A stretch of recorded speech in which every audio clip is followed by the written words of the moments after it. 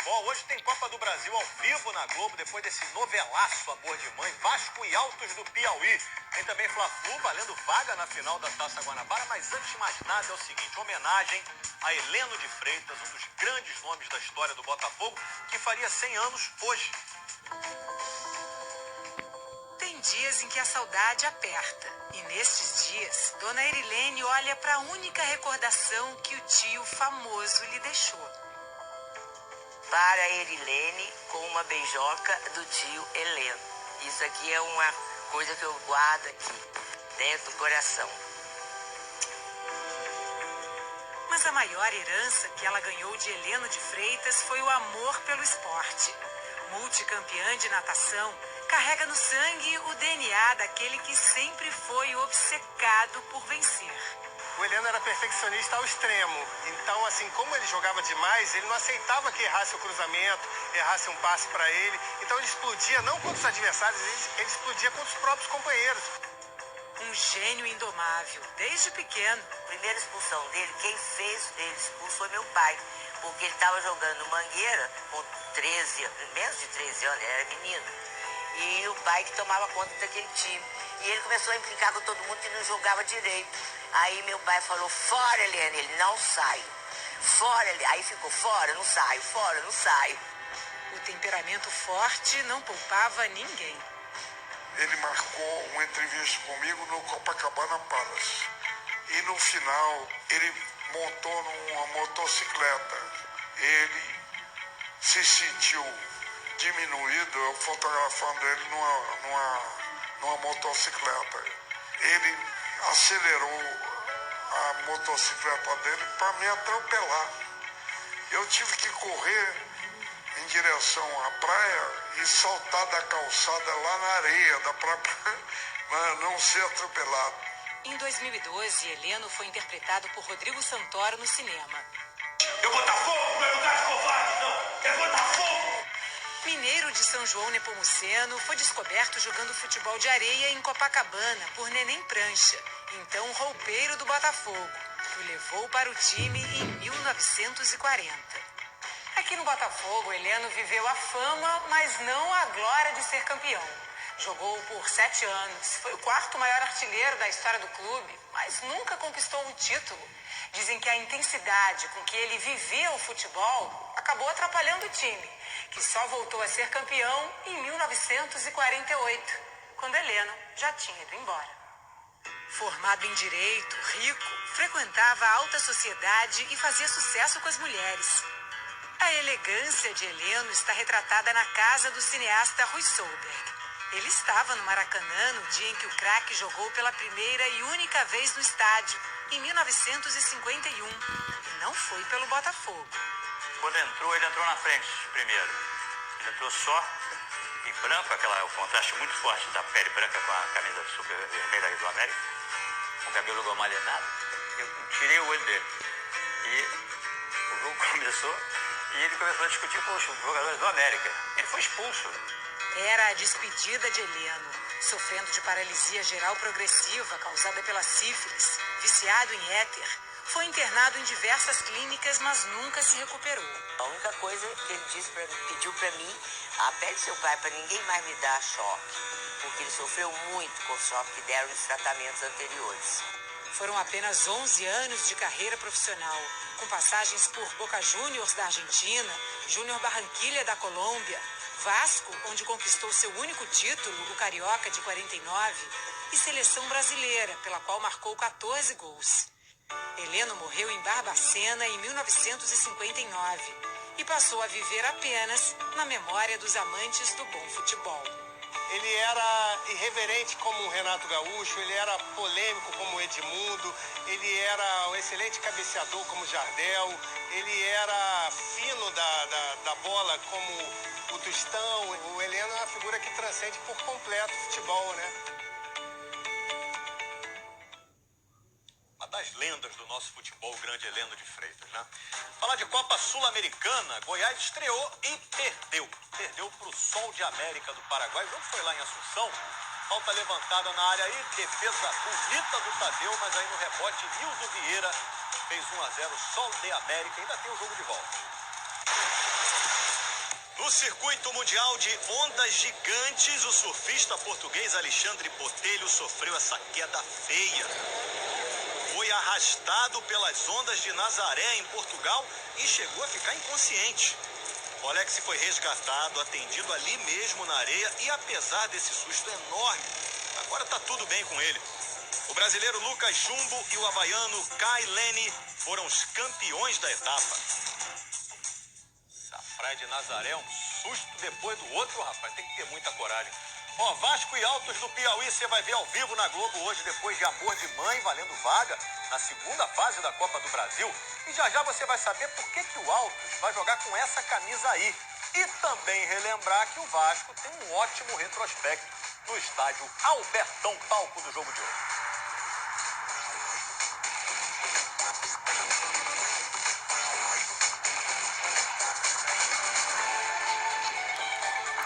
Corinthians, hein, vai decidir hoje a sobrevivência dele na pré-Libertadores, ainda fase de mata-mata, antes da fase de grupos. Perdeu por 1-0 para o Guarani no Paraguai, agora tem que vencer em casa.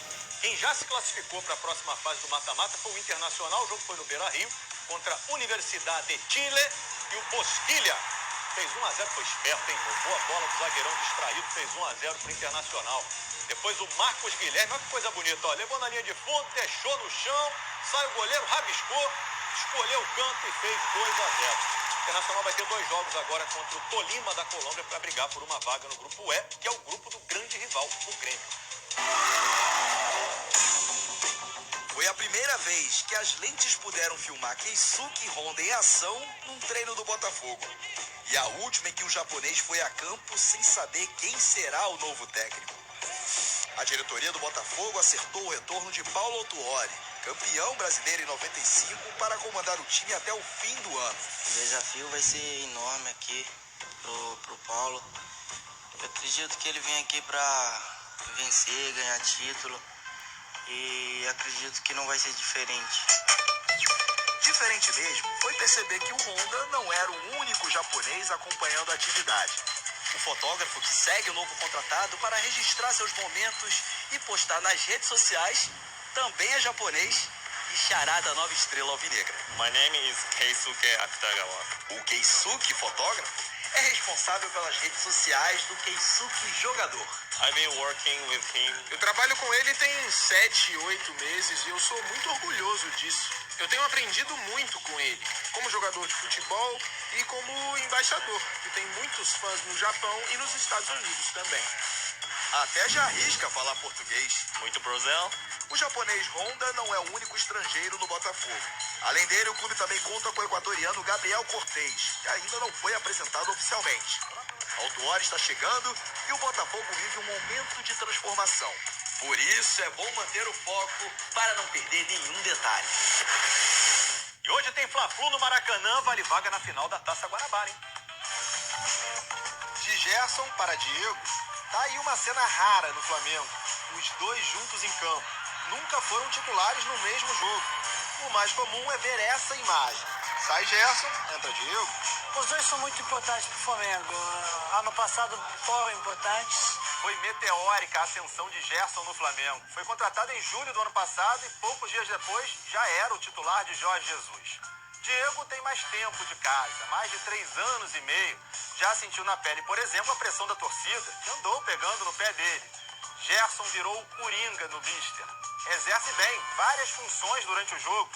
Diego teve uma lesão seríssima na temporada passada. Parecia que terminaria do lado de fora, mas no fim surpreendeu e equilibrou a disputa. Diego virou uma figura importantíssima na reta final da Libertadores. Começou nos pés dele o gol da virada e do título da competição contra o River Plate. Mais uma vez entrando na vaga de Gerson. Esse ano foram 2 jogos com o time principal. No primeiro, Diego foi o segundo volante titular. Foi um dos obreiros da nossa conquista em Lima, da Libertadores. E, portanto, eu quis o premiar, sendo ele o primeiro jogador a fazer este jogo oficial ali, como segundo volante, como vocês chamam. Na rodada seguinte do Carioca, Gerson foi quem começou jogando e Diego foi pro banco. Eu acho uma briga interessante porque você começa a nivelar e pressionar o jogador que está de titular, né? Jorge Jesus não disse ainda que time entra em campo hoje à noite, mas não parece haver dúvida de que o Flamengo está bem servido na posição. Gilberto, boa tarde. Gilberto, boa tarde. Gilberto, tudo bem? Quando o assunto é Fla-Flu, é assim. É tanta pergunta que às vezes... A primeira pergunta, qual foi? Eu esqueci. Sobre já ter vencido o Flamengo há 2 semanas. Mas todos sabemos que agora é diferente, eles vêm com o time principal. Agora fala aí sobre a vantagem de hoje à noite. Um empate coloca o Fluminense na final da Taça Guanabara. Se a gente ficar lá atrás esperando o Flamengo, é pior, então a gente tem que jogar.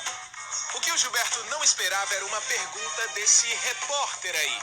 Chegou de mansinho, como quem não quer nada, e lançou aquela pergunta amiga. Queria que ele pudesse falar desse início dele, que está sendo muito bom, sem dores, e render isso mesmo que ele espera render, que a torcida espera. Esse cara aí Cara, muita gente fica perplexo com a nossa amizade, né? Treinador de goleiro, o André até falou que a gente parece goleiro.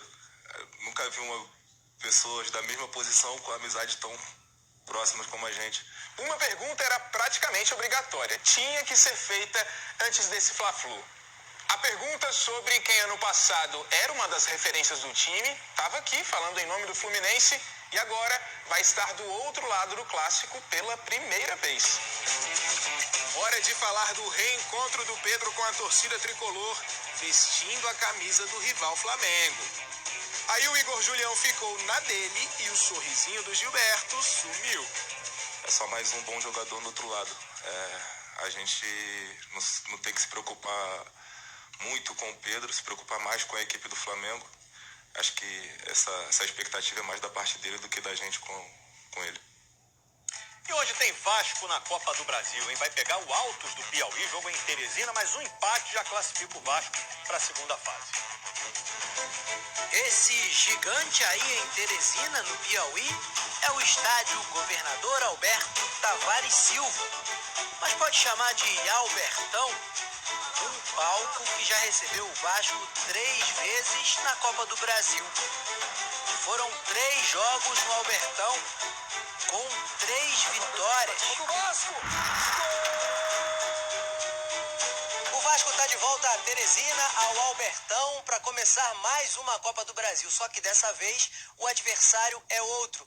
E o Altos vai jogar com uma camisa especial, diferente, uma jogada de marketing.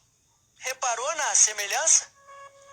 Esse é o uniforme inspirado no Vasco que a diretoria do Altos lançou especialmente para ser vendido antes do jogo de hoje. Sem abandonar o azul escuro do clube piauiense, mas com a faixa diagonal característica das camisas vascaínas. A gente teve a ideia de criar o terceiro uniforme nosso, que já era azul, né? Mas com a faixa. Uma faixa, deu um estalo, vamos fazer isso, né? Porque as pessoas vêm, né? Aí tem os vascaínos piauienses, né? No lugar de comprar a camisa do Vasco listrada, compra do Altos listrada e caracteriza Vasco. No único treino em Teresina, o Vasco pretendia trabalhar no Albertão com portões abertos para retribuir o carinho da torcida. Não foi possível. O Altos marcou a sua atividade para o mesmo local e para o mesmo horário. Com portões fechados para torcedores e imprensa, o Vasco treinou em outro estádio. Só a recepção dessa aqui Maria Graí. A provável escalação é a seguinte: Fernando Miguel, Werley, Castan, Pikachu e Henrique. No meio, Raul, Marcos Júnior e Andrei. E lá na frente, Marrone, Thales e Germancano. Depois de um início ruim no Carioca, o Vasco agora tem de se espelhar na nova camisa do Altos e continuar servindo de inspiração para times de todo o Brasil. Então tá combinado, Super Quarta de Futebol ao vivo na Globo depois de Amor de Mãe. Amanhã a gente conta tudo no Globo Esporte. Não só de falar mal de careca não, mas o Álvaro, rapaz, não fala.